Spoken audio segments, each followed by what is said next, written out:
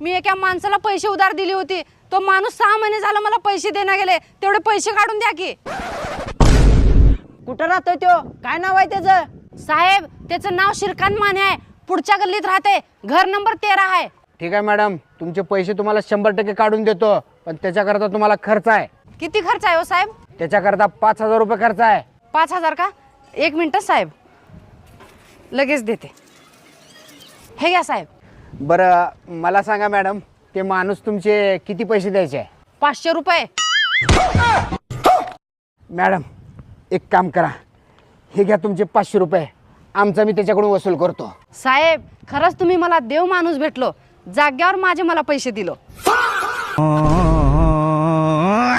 होय होय, धन्यवाद. साहेब मला एक नोट द्या की.